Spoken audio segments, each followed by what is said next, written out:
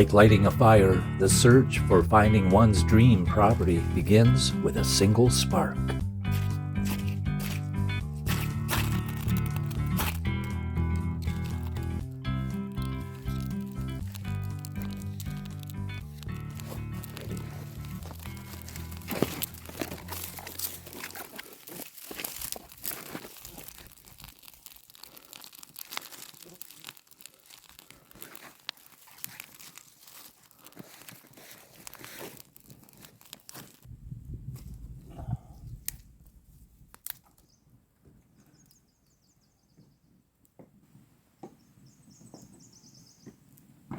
It's a beautiful day. It sure is. Hey folks, I'm Glenn. I'm Maureen. And today on Cabin Life, we're talking about how we found our dream property and now we're living the good life. So today we are cooking steak over an open fire, and while we wait for the flames to die down and turn to coals, I thought we'd take a few moments to talk to you about how we found our dream property. And one of the reasons why we wanted to come out into this remote area was because we want to retire in a landscape setting that was peaceful, quiet, where we could relax and just take time to breathe, decompress, de-stress. A couple of years before retirement, we started talking about what do we want to do in retirement. And the biggest topic was we wanted to move to a new location. So we started our plan for where we wanted to move to. One of the things that we definitely wanted from this piece of property was the ability to be able to immerse ourselves in nature. I'm a nature recordist and I love placing my microphones out. There's several packs of wolves in the area. There's the sounds of the owls at night and the birds during the daytime and all the wilderness sounds. It really creates a wonderful soundscape, and we've got different habitats like the wetland, and then we have the crest where the maple grove is, and it's just a really nice setting. We have the pond down below, and it just makes for a beautiful, quiet spot. We don't have many rules here. That's the other part of why we came to this part of Ontario in this unorganized township. Fewer rules and regulations.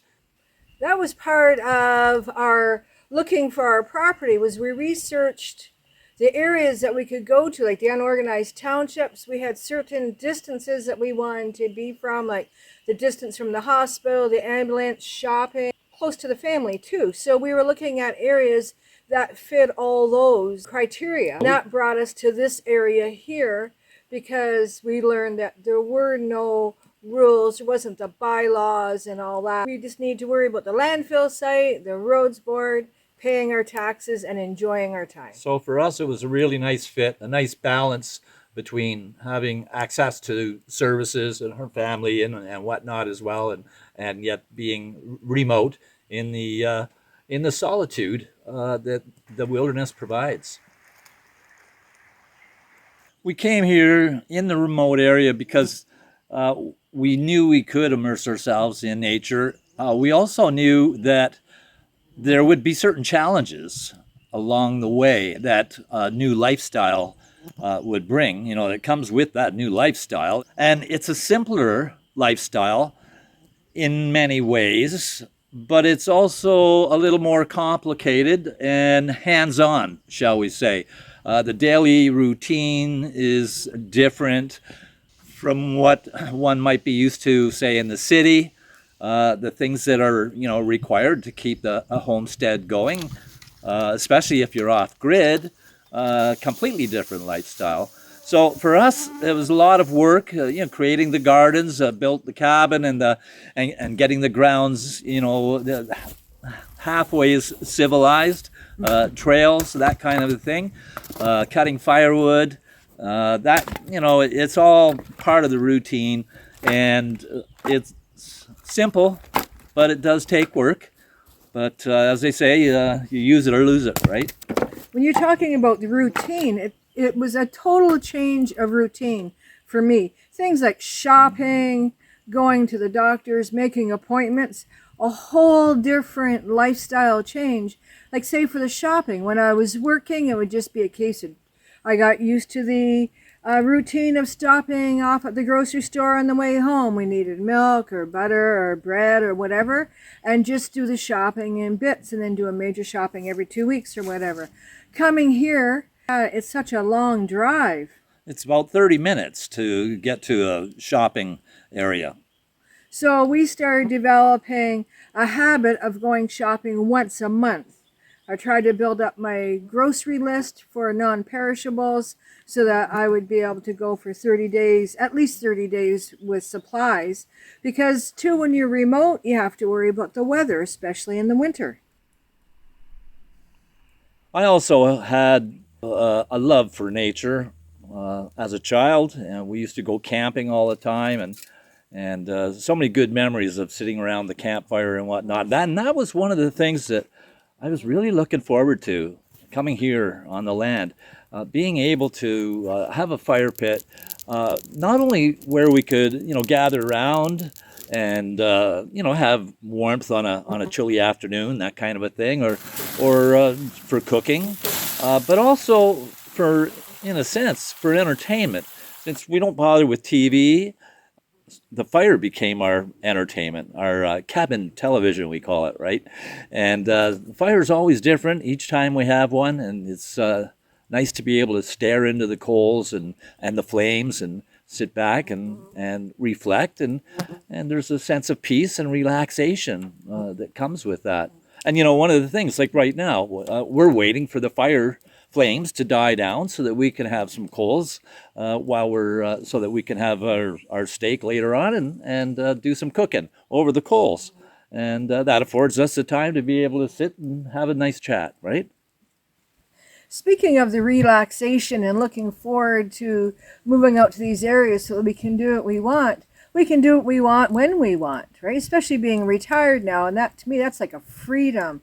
If we want to go out, say at 3 in the morning and go do something outside, we can. We don't have to worry about bothering our neighbors. Or if we're working on a project, getting something done outside in the yard or the garden, and we decide we want to work late, we can work late, we can make noise. And that's a certain amount of freedom, to me anyway, that I can actually do the things that I want to do. I want to do them. And being retired, we can wake up at the crack of noon, if that's what we choose to, or we can wake up extra early and watch the beautiful sunrise popping through the mist, through the hills, with the calm, reflective pond, and just enjoy morning coffee and sitting back and having the fresh air on our faces. I think one of the most important things I've learned living here is to not take things for granted. There's so much natural beauty on the land that we can experience every day. Like in the past when we would go out, like I would join Glenn on his nature recordings and I would take in the surroundings and just fall in love with them. But here we go for morning walks. Jake and I go every morning. And I can take the time to really look at things, watch the flowers bloom, watch different things that happen. And that's something that we couldn't do younger in our life because the things that were going on in our life, we had to wait. And coming from the city as kids, there was a time when all we heard was the honking of traffic in the streets, the squeal of tires, and the wail of sirens. Now we hear the honking of Canada geese flying overhead, the squeal of a chattering squirrel nearby, and the wail of a loon on a distant lake.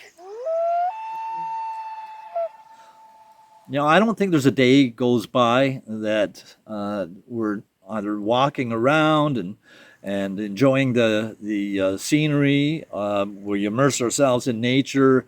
And, the things that we see, it might be a deer going through the bush, the beaver down at the pond, just different wildlife and the sounds that we hear through our recordings.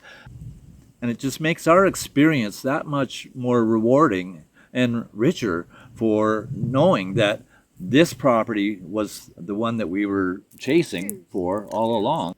So for us, it's everything we wanted it to be and more. And not a day goes by that we don't count our blessings that we're here. We appreciate it. One day we looked outside and there was a mama moose with her baby feeding. It was just awe-striking for me to think that they were just outside our door. And they were that comfortable just feeding away. We didn't bother them. And that just is one of those moments that you come across because being there on a daily basis. You know, for us, those dreams, the feelings that we were trying to capture, that sense of relaxation, the quietude, the solitude, the sense of peace and immersing ourselves in nature, before we found the land, that was our why. That was the thing that was driving us. And today, having found that, we are very appreciative and we cherish all of those things still. The fire still burns and we're living the good life. And for you, the things that you cherish, the things that you're looking for in your dream property, they can also be true, so that after, when you do find your property, those things will come to fruition. And for those of you that are looking for your dream property, and sometimes we can remember it would go on and on and on. We'd look at different properties in different areas. Just keep looking and keep that fire of your dream going, because you will find the right property one day. All the best in your search. That's all for now. I'm Glenn. I'm Maureen. We'll see you next time. Over and out. Take care. Let's get that steak.